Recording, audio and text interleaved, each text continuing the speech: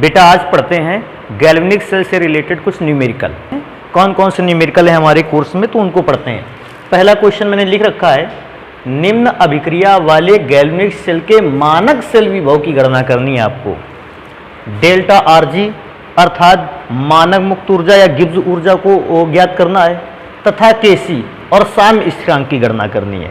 और साम्य स्थिरांक की गणना के बाद मुझे कुछ वैल्यू दे दी है उसने कि क्रोमियम के इलेक्ट्रोड का मानक इलेक्ट्रोड विभव 0.74 वोल्ट माइनस में है और कैडमियम के इलेक्ट्रोड का इलेक्ट्रोड विभव माइनस में 0.40 वोल्ट है। साथ में एंटी लॉग में से 34.501 की वैल्यू दे दी गई है और वो वैल्यू साथ में लिखी हुई है। और मुझे गैल्वेनिक सेल में होने वाली रासायनिक अभिक्रिया को भी दे दिया गया है। अब गैल्वेनिक सेल में होने वाली रासायनिक अभिक्रिया से हमें एक एक चीज निकालेंगे। सबसे पहले क्या निकालेंगे, मानक सेल विभव। तो बेटा मानक सेल विभव में से आप फॉर्मूला जानते थे, मानक सेल विभव का फॉर्मूला होता था मानक सेल विभव बराबर E naught of cathode minus E naught of anode. ये फॉर्मूला होता था ई नॉट ऑफ एनोड।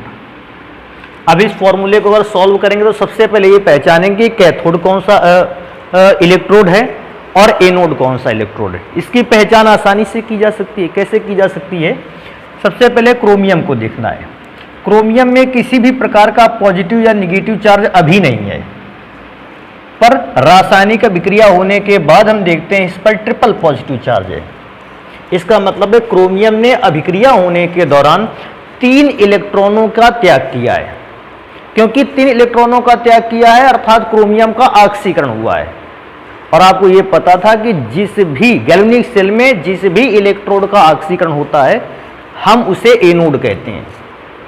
इसको विशेष ध्यान रखना है। मैं दोबारा से रिपीट कर देता हूं, क्रोमियम अभी इस पर कोई भी पॉजिटिव चार्ज नहीं है अर्थात इसने कोई भी इलेक्ट्रॉन नहीं त्यागा है, लेकिन अभिक्रिया के पश्चात ट्रिपल पॉजिटिव चार्ज इस बात को दिखाता है कि क्रोमियम ने 3 इलेक्ट्रॉनों को त्याग रखा है। क्योंकि क्रोमियम ने 3 इलेक्ट्रॉनों को त्याग रखा है, क्रोमियम का ऑक्सीकरण हुआ है और जिस इलेक्ट्रोड का ऑक्सीकरण होता है वो कार्य करता है एनोड का। तो मैं क्या देखता हूं, अगर क्रोमियम एनोड का कार्य करेगा तो कैडमियम जो होगा वो कैथोड का कार्य करेगा। और फॉर्मूला क्या होता है, E naught of cathode minus E naught of anode. अगर इसको सॉल्व करेंगे, E naught of cathode, cathode का कार्य कर रहा है कैडमियम और कैडमियम का मानक इलेक्ट्रोड विभव जो है वो है माइनस 0.40 वोल्ट। फिर माइनस का sign, E naught of anode, anode chromium को रिप्रेजेंट करेगा और क्रोमियम का मानक इलेक्ट्रोड विभव है माइनस 0.74 वोल्ट। इसको थोड़ा सा सॉल्व करेंगे, minus 0.40 minus minus plus 0.74 volt हो जाएगा। इन दोनों को सॉल्व कर लेते हैं। तो बेटा दोनों को जब सॉल्व करेंगे तो 7.74, 4 में 0 गया 4, 7 में 4 गया 3, 0.34 वोल्ट आंसर आने वाला है। तो अगर हमसे कहेगा कि इस सेल का मानक सेल विभव कितना था, तो मानक सेल विभव बेटा था 0.34 वोल्ट, 0.34 वोल्ट। तो ये तो मानक सेल विभव हो गया। अब मानक सेल विभव के बाद हम लोग निकालेंगे डेल्टा आरजी की वैल्यू। डेल्टा आरजी की वैल्यू का अर्थ है गिब्स ऊर्जा में परिवर्तन की वैल्यू निकालेंगे। गिब्स ऊर्जा में परिवर्तन की वैल्यू का फॉर्मूला होता है delta R G is equal to minus n F E naught of cell. तो ये फॉर्मूला अप्लाई कर लेते हैं। देखो ये फॉर्मूला अप्लाई करेंगे तो डेल्टा आरजी माइनस एन का मतलब है अभिक्रिया में स्थानांतरित इलेक्ट्रॉनों की संख्या। अब अभिक्रिया में से तो 2 इलेक्ट्रोड हैं, इन दोनों में से किस इलेक्ट्रोड द्वारा स्थानांतरित इलेक्ट्रॉनों की संख्या को देखा जाए। किसी भी एक इलेक्ट्रोड द्वारा स्थानांतरित इलेक्ट्रॉनों की संख्या कैसे निकाल सकते हैं। अभी क्रोमियम के पास कोई इलेक्ट्रॉनिक चार्ज नहीं था, लेकिन अब देखते हैं तो Cr ट्रिपल पॉजिटिव के साथ यहां 2 लिखा है।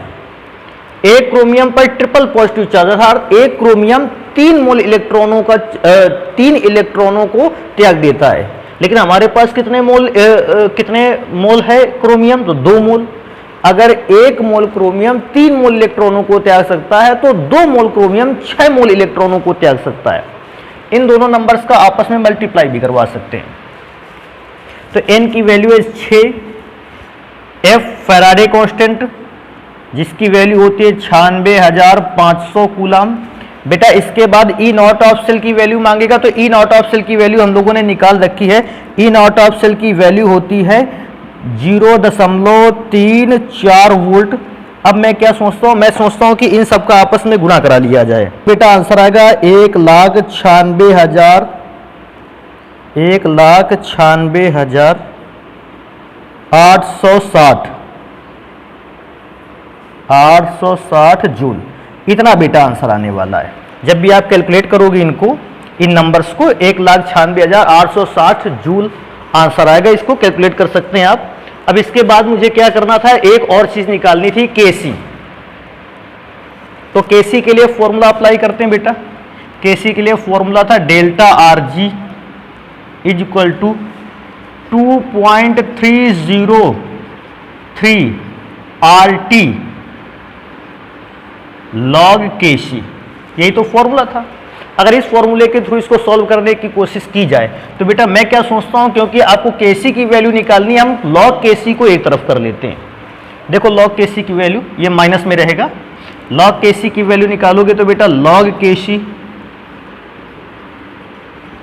इज इक्वल टू माइनस इधर आ जाएगा, minus delta R G upon ये पूरी वैल्यू नीचे डिवाइड पे चली जाएगी, 2.303 R इंटू टी या आर टी। अभी एक काम कर लेते हैं, जो भी वैल्यू हम लोगों को पता है वो सारी की सारी वैल्यू लिख लेते हैं। log KC is equal to, बेटा डेल्टा आर जी की वैल्यू आपको पता है, ये रहने वाली है। डेल्टा आर जी की वैल्यू आपको पता है रहने वाली है, एक तो ये वाला माइनस, फिर डेल्टा आर जी की वैल्यू माइनस 1,96,860 जूल। इसके बाद 2.303 आर की वैल्यू हम लोगों ने पहले से पर रखी है 8.314, टी की वैल्यू 298 केल्विन। इसको विशेष ध्यान रखना है, जब आपको टेम्परेचर की विशेष व्यवस्था नहीं देता है तो हम सेल की अभिक्रिया का ताप 25 डिग्री सेल्सियस मानते हैं। फिर मैं दोबारा से रिपीट कर दूं, कभी अगर किसी न्यूमेरिकल में सेल की व्यवस्था का ताप नहीं देता है तो आप इसको 25 डिग्री सेल्सियस मानते हैं। और उस 25 डिग्री सेल्सियस को हम क्योंकि केल्विन में यूज करना चाहते हैं तो उसमें से 273 को ऐड कर देते हैं। जैसे ऐड करते हैं 298 केल्विन आ जाता है और टेम्परेचर पर 298 केल्विन को ही इस्तेमाल करते हैं। ये माइनस इस माइनस को कैंसिल कर देगा। log KC is equal to, बेटा इस पूरे नंबर को आप सॉल्व करोगे और जब इस पूरे नंबर को सॉल्व करोगे तो नंबर को सॉल्व करने से आएगा 34.501। आप इस नंबर को कैलकुलेट करोगे और कैलकुलेट करने पर आपको आएगा 34.501। अब log KC की वैल्यू 34.501 के बराबर है और मैं वैल्यू KC की निकालनी है तो एंटी लॉग ले लेते हैं। इसका एंटी लॉग लोगे तो यहां बचेगा KC और यहां लोगे anti log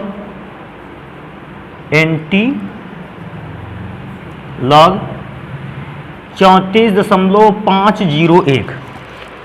then KC is equal to, अब बेटा एंटी लॉग में से 34.501 की वैल्यू आप लोगों को दे दी गई है, तो 34.501 की वैल्यू है 3.17 इंटू 10⁻34। बेटा यही आंसर है। तो आपको E नॉट की वैल्यू, सेल के विभव की वैल्यू पता चल गई। इसके बाद डेल्टा आरजी की वैल्यू थी, डेल्टा आरजी की वैल्यू आपने कैलकुलेट कर ली और लास्ट में आपको केसी की वैल्यू है तो आपने केसी के लिए भी कैलकुलेशन कर लिया। यहां लिख सकते हैं इस चीज को, केसी के मान के लिए हमने कैलकुलेशन किया या गणना की है यहां पर। तो आप इसको ऐसा लिख सकते थे कि यहाँ पे जो कैलकुलेशन किया गया वो केसी के मान के लिए किया गया है। तो इस प्रकार से बेटा ये न्यूमेरिकल सॉल्व होगा। एक काम करते हैं, इसको नोट करते हैं, दूसरा न्यूमेरिकल देखते हैं। अगला क्वेश्चन है बेटा, अगला लिखा हुआ है निम्न अभिक्रिया वाले, क्वेश्चन नंबर 2, निम्न अभिक्रिया वाले गैल्वेनिक सेल के लिए मानक सेल विभव निकालना है आपको, डेल्टा आर जी और केसी वही सेम वैल्यू आपको निकालनी है। और सेल के विभव, सेल के इलेक्ट्रोडों के विभव दे दिए हैं। सेल का पहला इलेक्ट्रोड है सिल्वर का जिसका विभव है 0.80 वोल्ट, दूसरा है आयरन का जिसका विभव है 0.77 वोल्ट, और एंटीलॉग में से कुछ वैल्यू दे दी है जो यूज में आने वाली है, और एक सेल अभिक्रिया को भी उन्होंने लिख कर दिखाया है। सेल अभिक्रिया क्या लिखी है उसको देखते हैं। सेल अभिक्रिया लिखिए Fe+2 plus Ag arrow Fe+3 plus Ag। तो ये आपके सामने रासायनिक अभिक्रिया उन लोगों ने इस प्रकार की दे दी है। अब इस अभिक्रिया को से की मदद से इसको सॉल्व करते हैं। सबसे पहले इस बात की पहचान करते हैं कि सेल का विभव कैसे निकलेगा। तो बेटा सेल के विभव के लिए फॉर्मूला था E0 of cell is equal to E0 of cathode minus E0 of anode, ये फॉर्मूला था। अब कैथोड एनोड की ऐसे पहचान की जाए तो जिस भी अभिक्रिया में जिस इलेक्ट्रोड का अपचयन होगा वो कैथोड, जिसका ऑक्सीकरण होगा वो एनोड। तो क्योंकि मैं क्या देखता हूं, सिल्वर इलेक्ट्रॉन का त्याग किए था, लेकिन अब अभिक्रिया के पश्चात सिल्वर पर इलेक्ट्रॉनों की कमी नहीं है। यहां पर इसका अर्थ है प्लस चार्ज का, सिल्वर के पास एक इलेक्ट्रॉन की कमी थी, यहां पर सिल्वर के पास किसी इलेक्ट्रॉन की कमी नहीं है। अर्थात इस दौरान सिल्वर ने एक इलेक्ट्रॉन क्या किया, ग्रहण किया, और सिल्वर ने क्योंकि इलेक्ट्रॉन ग्रहण किया, सिल्वर का हुआ है अपचयन, और सिल्वर का अपचयन हुआ इसलिए ये कैथोड का कार्य करेगा। तो सिल्वर का अपचयन होने के कारण ये कैथोड का कार्य करेगा। तो कैथोड का वोल्टेज हम लिख लेते हैं है 0.80 वोल्ट माइनस एनोड। Fe ने अभी 2 इलेक्ट्रॉन त्यागे थे, बाद में मैंने देखा Fe ने 3 इलेक्ट्रॉन का त्याग कर रखा है, अर्थात इस दौरान Fe ने एक और इलेक्ट्रॉन त्याग दिया। भाई पहले क्या था, 2 इलेक्ट्रॉन त्यागे थे, अब कितने इलेक्ट्रॉन त्यागे हैं, 3। इस दौरान उसने एक इलेक्ट्रॉन त्याग दिया, और क्योंकि इस दौरान उसने एक इलेक्ट्रॉन त्याग दिया है, इसका ऑक्सीकरण हुआ है, और जिस भी इलेक्ट्रोड का ऑक्सीकरण होता है वो एनोड का कार्य करता है। तो क्योंकि Fe ने इलेक्ट्रॉन का त्याग किया है इसलिए Fe का इलेक्ट्रोड ऑक्सीकरण हो रहा है Fe के इलेक्ट्रोड पर, और ये एनोड का कार्य करेगा। तो एनोड का विभव 0.77 वोल्ट। बेटा इन दोनों को सॉल्व करेंगे तो आंसर आने वाला है 0.03 वोल्ट। तो बेटा ये हो गया मानक सेल विभव। तो मानक सेल विभव की वैल्यू आ गई। अब मानक सेल विभव की वैल्यू के बाद डेल्टा आर जी की वैल्यू निकाल लेते हैं, या डेल्टा आर जी नॉट भी इसको लिख सकते थे। डेल्टा आर जी की value -NF E0 of cell, ये फॉर्मूला था। हम लोगों ने इस फॉर्मूले को पहले भी पढ़ रखा था पिछली क्लास पर। -N का अर्थ होता है नंबर ऑफ इलेक्ट्रॉन जो कि ट्रांसफर किए गए हैं सेल की रासायनिक अभिक्रिया में एक इलेक्ट्रोड से दूसरे इलेक्ट्रोड की ओर। तो किसी एक इलेक्ट्रोड को देख लेते हैं। पहले 2 इलेक्ट्रॉन त्यागे हुए थे, अब 3, अर्थात अभिक्रिया के दौरान केवल एक इलेक्ट्रॉन त्यागा गया है। इस बात को विशेष ध्यान रखने वाली बात है कि अभिक्रिया के दौरान कितने इलेक्ट्रॉन त्यागे या ग्रहण किए गए। अभिक्रिया के दौरान एक ही इलेक्ट्रॉन का त्याग किया गया या दूसरे इलेक्ट्रोड द्वारा एक ही इलेक्ट्रॉन ग्रहण किया गया है। तो नंबर ऑफ इलेक्ट्रॉन की जगह पर बेटा 1 ही लिखेंगे। एफ की वैल्यू सभी जानते हैं 96,500 कूलम। E0 ऑफ सेल की वैल्यू अगर देखेंगे तो 0.03 वोल्ट यूज में लाएंगे। मैं क्या सोचता हूं, -1 का मल्टीप्लाई कराने से कोई फर्क नहीं पड़ता है। 0.03 2 अंकों के बाद दशमलव, ये दशमलव हटा लेते हैं, इसके दोनों जीरो हटा देते हैं। अब 3 का गुणा केवल हमें 965 पर करना होगा। तो 3 का 5 पे हुआ गुणा तो 15, फिर 3 का गुणा 6 पे हुआ 18, और एक हासिल वाला 19, फिर 3 का गुणा हुआ 9 पर, तो 3 का 9 पर गुणा होगा 27, एक और बचा था तो 28। तो इस प्रकार से -2895 जूल, 2895 जूल एनर्जी की वैल्यू निकलेगी डेल्टा आर जी पर। तो डेल्टा आर जी की वैल्यू हमने कैलकुलेट कर ली है। अभी बेटा हमें एक और वैल्यू कैलकुलेट करनी है केसी की। तो Kc की वैल्यू का फॉर्मूला आप जानते हैं, देखो कैसे था, मैं लिख देता हूं Kc के लिए आपको गणना करनी है। तो बेटा जब Kc के लिए आपको गणना करनी होगी तो फॉर्मूला यूज करेंगे delta R G is equal to -2.303 R T log Kc। तो फॉर्मूला अप्लाई करते हैं और वैल्यू रखते हैं। डेल्टा आर जी की वैल्यू जो है वो है -2895 इज इक्वल टू -2.303। आर की वैल्यू बेटा आप जानते हैं, आर की वैल्यू है 8.314 और टी की वैल्यू 298 या 298 हमेशा यूज करना है। लास्ट में लिखा हुआ है लॉग Kc। अब लॉग Kc की वैल्यू को निकाले तो पहले तो माइनस से माइनस कैंसिल हो जाएगा। थोड़ा सा और ध्यान देते हैं, लॉग Kc की अगर वैल्यू निकालें तो लॉग Kc की वैल्यू आएगी 2895 बाई 2.303 इंटू 8.314 इंटू 298। अब बेटा लॉग Kc की वैल्यू को कैलकुलेट करोगे तो आएगा log Kc is equal to, अब बेटा इस पूरी वैल्यू को अगर आप कैलकुलेट करते हो तो इसका आंसर आने वाला है 0.5074। अगर आप इस पूरी वैल्यू को कैलकुलेट करोगे ये आंसर आपको मिलने वाला है।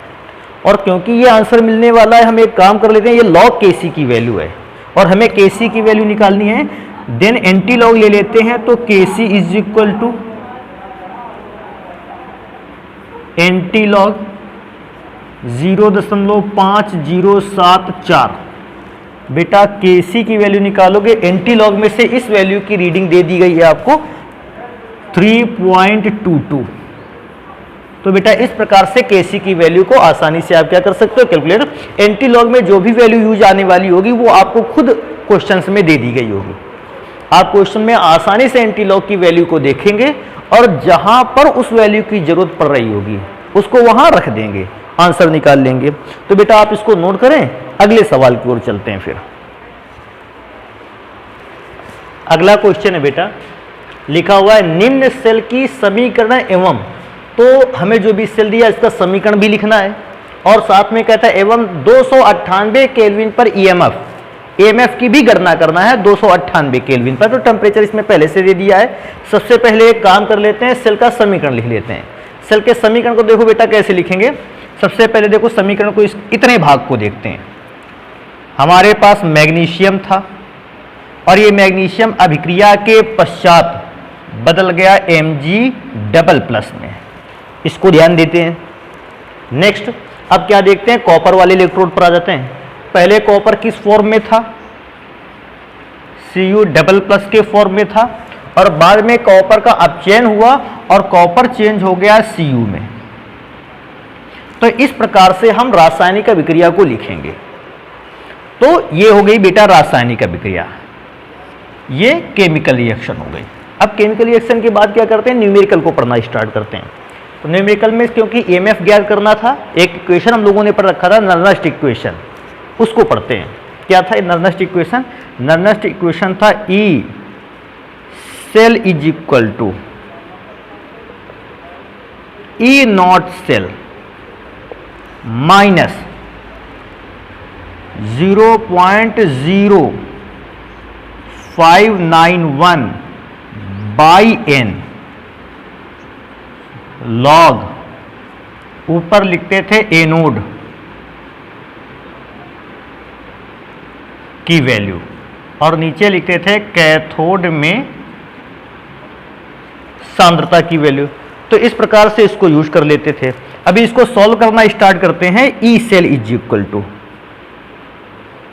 थोड़ा सा ध्यान देने वाली बात है, ई नॉट ऑफ सेल निकालना है, अर्थात सेल का मानक सेल विभव निकालना है। और किसी सेल के मानक सेल विभव को निकालने के लिए कैथोड के विभव में एनोड के विभव को क्या करते थे, माइनस। अभी आपने एक फॉर्मूला पढ़ा था, क्या फॉर्मूला पढ़ा था, E naught of cell is equal to E naught of cathode minus E naught of anode. ये तो फॉर्मूला पढ़ा था। अगर इस फॉर्मूले से ई नॉट ऑफ सेल की वैल्यू यहां निकाली जाए तो आप जानते हैं कैथोड के मानक इलेक्ट्रोड विभव में हमें एनोड के मानक इलेक्ट्रोड विभव को घटाना होगा। तो बेटा कैथोड और एनोड की तुरंत पहचान करते हैं। वैसे सेल के रिप्रेजेंटेशन में राइट साइड पे लिखा हुआ कैथोड है और लेफ्ट साइड पे लिखा हुआ एनोड है। तो राइट साइड पे कौन लिखा है? कॉपर। कॉपर कैथोड है और कैथोड का विभव हमें पता था कितना है, 0.34 वोल्ट माइनस कैथोड का निकल आया, फिर माइनस एनोड का विभव, और एनोड का विभव स्वयं में निगेटिव है क्योंकि एनोड मैग्नीशियम का इलेक्ट्रोड होगा, ये निगेटिव है तो निगेटिव वैल्यू हो जाएगी प्लस 2.37, ये इसका वैल्यू निकल आया। अभी आगे सॉल्व करते हैं। माइनस 0.0591 अपॉन एन का मतलब है कितने इलेक्ट्रॉन ऐसे हैं जो रासायनिक अभिक्रिया के दौरान ट्रांसफर हुए हैं। तो गैल्वेनिक सेल में रासायनिक अभिक्रिया के दौरान ट्रांसफर हुए इलेक्ट्रॉनों की संख्या 2 समझ में आती है। मैग्नीशियम ने भी 2 इलेक्ट्रॉन त्यागे हैं और कॉपर ने भी 2 इलेक्ट्रॉन ग्रहण किए हैं। तो मैं यहां लिख देता हूं 2 इलेक्ट्रॉन त्यागे या ग्रहण किए गए, एन की वैल्यू 2, साथ में लॉग। बेटा एनोड में सांद्रता लिखनी है तो एनोड कौन था उसको लिख लेते हैं। तो एनोड था मैग्नीशियम और कैथोड था कॉपर। क्योंकि ऊपर एनोड लिखना है तो एनोड की वैल्यू उसको देख लेते हैं। एनोड की वैल्यू कितनी है? एनोड की वैल्यू है 0.001 और बेटा कैथोड की वैल्यू देखते हैं तो कैथोड की वैल्यू 0.0001, ये वैल्यू इसको लिख लेते हैं। अब अगर इन वैल्यू के थ्रू इसको सॉल्व करने की कोशिश की जाएगी तो E cell is equal to, इसको थोड़ा सा और सॉल्व करते हैं, इन दोनों को ऐड कर लेते हैं। तो 7 और 4 होता है 11, 3 और 3 6 1 7 और बेटा लास्ट में लिखा है 2।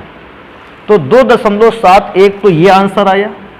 इसको सॉल्व करेंगे तो 2 से इसको डिवाइड कर लेते हैं, 0.0, 2 दूना 4, 1 बचा, 2 9 18, 18 में से 1 बचा, 2 पंचे 10, फिर से 1 बचा, 2 पंचे 10, इतना आंसर इसका आएगा।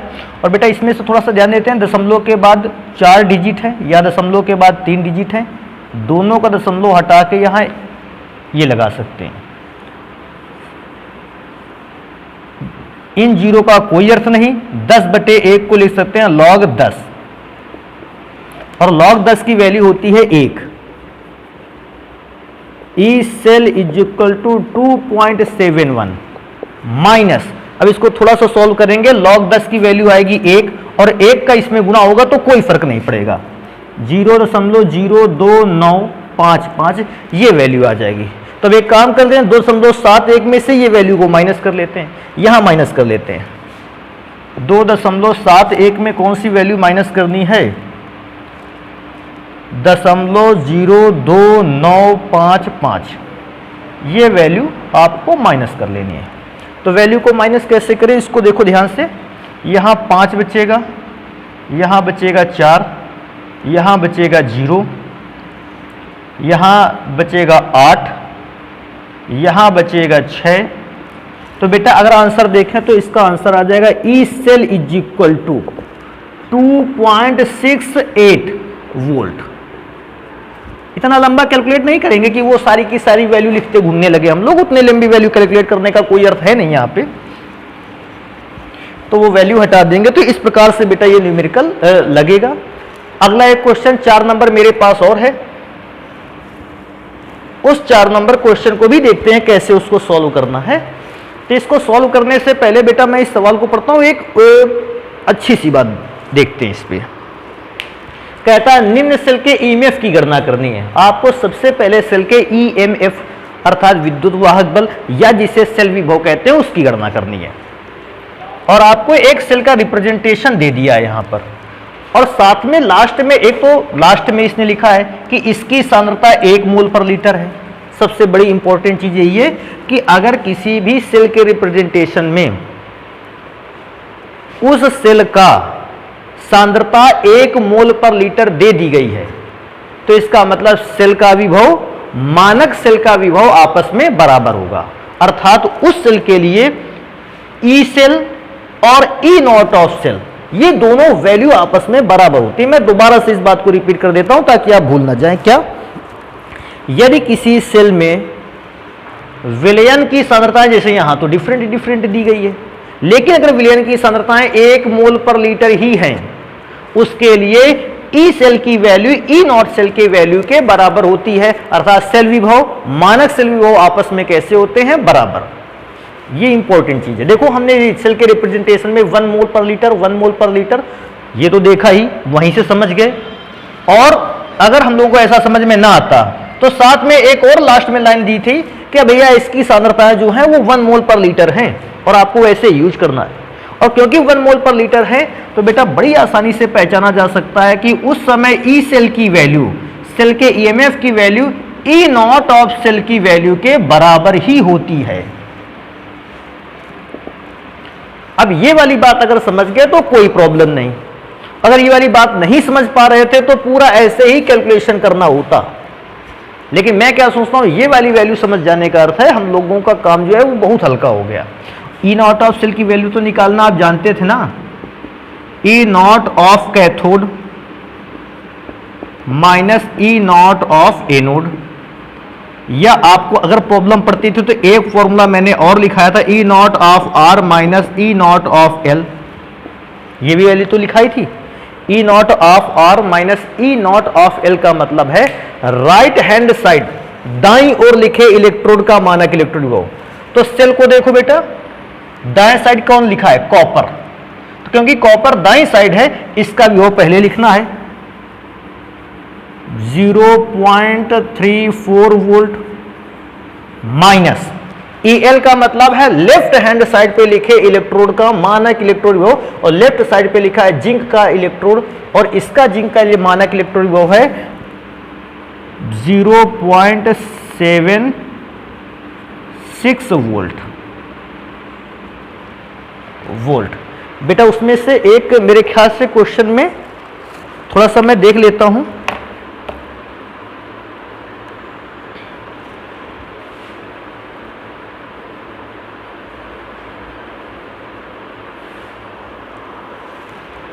क्वेश्चन में से जिंक के इलेक्ट्रोड का विभव निगेटिव दिया गया है, और क्योंकि देखो फॉर्मूले पे भी माइनस है, वैल्यू भी निगेटिव है तो प्लस हो जाएगा, और प्लस होगा, इन दोनों को जोड़ेंगे तो 6 4 आता है 10, 7 3 10 और 1 11, तो तकरीबन 1.10 वोल्ट आ जाएगा।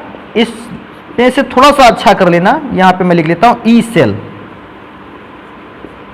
की वैल्यू ये आएगी कि जो जिंक का मानक इलेक्ट्रोड विभव है वो निगेटिव में से है, तो इसको माइनस साइन के साथ लिख लीजिएगा, बाकी सब ठीक है। तो एक काम करेंगे, इसको नोट करेंगे, और भी एक न्यूमेरिकल है उसको देखते हैं। क्वेश्चन नंबर 5 लिखा है एक सेल का ईएमएफ लिखिए। आपको इस सेल का ईएमएफ निकालना है। कहता है जिसमें निम्नलिखित अभिक्रिया होती है, और निम्नलिखित अभिक्रिया में से आपको एक रिएक्शन दे दी गई है, और रिएक्शन देने के बाद आपको सेल का मानक सेल विभव दिया है। अब किसी भी रिएक्शन में से जरूरी होता है देखकर इस बात को पहचानना एनोड कौन सा है, कैथोड कौन सा है। तो बेटा इसको थोड़ा सा ध्यान रखेंगे, क्योंकि निकेल इलेक्ट्रॉनों का त्याग कर रहा है। तो निकेल क्योंकि इलेक्ट्रॉनों को त्यागता है, निकेल का ऑक्सीकरण होता है, और ये काम करता है एनोड का। ध्यान रखें इस बात को। Ag इलेक्ट्रॉनों को ग्रहण कर रहा है, अपचयन हो रहा है, इसलिए ये कार्य करेगा कैथोड का। अगर एनोड लिख दिया नीचे, इसके नीचे कैथोड लिख दिया, जिससे एनोड और कैथोड की पहचान अच्छे ढंग से की जा सके, क्योंकि इंपॉर्टेंट तो ही पहचान करनी है। अभी नर्नेस्ट इक्वेशन को लगाते हैं। नर्नेस्ट इक्वेशन क्या था बेटा? नर्नेस्ट इक्वेशन था E cell is equal to E naught of cell minus 0.0591 by n log, ऊपर एनोड के लिए लिखते थे हम सांद्रता, और बेटा नीचे लिखते थे कैथोड के लिए सांद्रता। अब इसको सॉल्व करेंगे तो E cell is equal to E naught of cell की वैल्यू दी गई है 1.05 वोल्ट माइनस बेटा इसको लिखेंगे 0.0591 बाई एन की वैल्यू का मतलब है आखिर रासायनिक अभिक्रिया जब गैल्वेनिक सेल में संपन्न हो रही थी उसके एक इलेक्ट्रोड ने कितने इलेक्ट्रॉनों का त्याग किया और दूसरे इलेक्ट्रोड ने कितने इलेक्ट्रॉनों को ग्रहण किया। तो निकिल ने 2 इलेक्ट्रॉनों का त्याग किया है और सिल्वर ने भी 2 इलेक्ट्रॉनों को ग्रहण किया है। यहां से देखने पर लगेगा सिल्वर पर तो एक पॉजिटिव चार्ज था तो एक ही इलेक्ट्रॉन को ग्रहण किया गया होगा, लेकिन ना, सिल्वर 2 मूल है इसलिए 2 इलेक्ट्रॉनों को ये ग्रहण करेगा। सॉल्व करने के लिए n की वैल्यू लिख लेते हैं 2, क्योंकि Ni ने 2 इलेक्ट्रॉनों को त्याग किया है तो ट्रांसफर हुए इलेक्ट्रॉनों की संख्या बराबर 2। लॉग लिखते हैं। बेटा कैथोड की वैल्यू को लिखते हैं। अब ध्यान देने वाली बात है यहां पर एनोड। एनोड की सांद्रता है 0.160, बहुत विशेष ध्यान देने वाली बात है बेटा। अब कैथोड के लिए लिखते हैं तो कैथोड पर आएगी ये वैल्यू 0.002, लेकिन ध्यान देने वाली बात ये है क्योंकि सिल्वर 2 मोल है इसलिए पावर 2 लग जाएगी। यहां भी पावर लगी होगी ऊपर वाले पर भी, लेकिन क्योंकि Ni 1 मोल था, 1 मोल था, इसलिए यहां पावर 1 से ही सेटिस्फाई हो गई थी कंडीशन। लेकिन यहां पर नीचे की ओर देखने पर हमें पावर 2 से कंडीशन को सेटिस्फाई करवाना पड़ता है। तो इस बात का विशेष ध्यान रखेंगे आप कि कहां पर कौन सी पावर का यूज करना है हम लोगों को। साथ में E cell is equal to 1.05 volt minus. अब बेटा इसको सॉल्व करेंगे तो इसको सॉल्व करने से आएगा 0.2955। अभी हमने सॉल्व भी किया था इसको थोड़ा सा बेटा सॉल्व कर लेते हैं। लॉग 0.160 बाई, बेटा इसको सॉल्व करेंगे स्क्वायर करेंगे तो 0.002 इंटू 0.002। मैं क्या सोचता हूं ये दशमलव हटा देते हैं, यहां से दशमलव हटा देते हैं तो इसको और सॉल्व करेंगे। देखो इससे 2 से इसको काटेंगे तो 80 इसका आंसर आएगा। इसमें से 0.3 अंक है, इसको दशमलव को 3 अंक पीछे लेके जाते हैं तो इस पे 3 जीरो, इसको काटेंगे तो ये आएगा 40,000। अब इसको 40,000 को कैसे सॉल्व करेंगे। E cell is equal to 1.05 minus 0.02955। बेटा 40,000 को लिख सकते हैं लॉग, इसको लिख सकते हैं 4 इंटू 10 की घात 4। देखो कैसे, इस 4 को यहां अलग कर लिया, 4 को 40,000 को लिख सकते थे 4 इंटू 10,000, तो 4 को यहां लिख लिया, 10,000 को मैंने लिख लिया 10 की घात 4। इसको सॉल्व कर लेते हैं, इधर सॉल्व कर लेते हैं। E cell is equal to 1.05 minus 0.02955। बेटा इस पे एक फॉर्मूला लगता है log m into n। log m into n का फॉर्मूला लगाओगे तो log 4 plus log 10 to the power 4। और सॉल्व कर लेते हैं इसको। E cell is equal to 1.05 minus 0.02955। बेटा log 4 को लिख सकते हो log, इसको 4 को लिख सकते हो 2 का स्क्वायर, और 2 का स्क्वायर लिखोगे तो बेटा ऐसा कुछ लिख सकते हैं log टू दी पावर 2। इसमें से 4 आगे आ जाएगा और ये हो जाएगा log 10। कौन से फॉर्मूले से होगा, log m to the power n के फॉर्मूले से। E cell is equal to 1.05 minus 0.02955। बेटा इसमें से भी 2 आगे आ जाएगा, अगर 2 आगे आ गया तो log 2 की वैल्यू होती है 0.3010, और ये वैल्यू आपको याद होनी चाहिए log 2 की वैल्यू और log 3 की वैल्यू। तो log 2 की वैल्यू आपको पता होनी चाहिए 0.3010 होती है, मैंने वो लिख दी, और लास्ट में log 10 की वैल्यू 1 होती है, इसलिए बचेगा केवल 4। आगे इसको सॉल्व कर लेते हैं। E cell is equal to 1.05 minus 0.02955। बेटा इसको सॉल्व कर लेते हैं। तो देखो इसको सॉल्व करने से आएगा क्या, ये तो 4 रहेगा, 0.6020 ये आने वाला है। E cell is equal to 1.05 minus, बेटा इसका मल्टीप्लाई कराओगे, इसका मल्टीप्लाई करवाओगे तो आएगा 0.14, 0.14 आएगा अगर इसका मल्टीप्लाई करवा लेते हो। तो एक काम और कर लेते हैं, अब इसको सॉल्व कर लेते हैं। बेटा 1.05 में आपको माइनस कर लेना है 0.14, तो 0.14 को माइनस करोगे तो बेटा इसमें से अगर देखता हूं तो मैं यहां बचता है 1, इधर बचता है 9, तो 0.91 वोल्ट आ जाने वाला है आंसर। तो इस प्रकार से सेल के विभव को आप क्या कर सकते हैं, ज्ञात कर सकते हैं। थोड़ा सा ध्यान देने वाली बात है, लॉगरिथम्स वैल्यू का कैलकुलेशन आपको आना चाहिए। और दो वैल्यू तो हमेशा याद रखो बेस 10 पर। कौन कौन सी वैल्यू याद रखो, log 2 की वैल्यू और log 3 की वैल्यू। log 2 के लिए 0.3010 और log 3 की वैल्यू 0.4771। आपको ये दो वैल्यू पहले से ही तैयार करके रखनी है, आपको क्वेश्चन में हो सकता है कि ये वैल्यू आपको ना दे।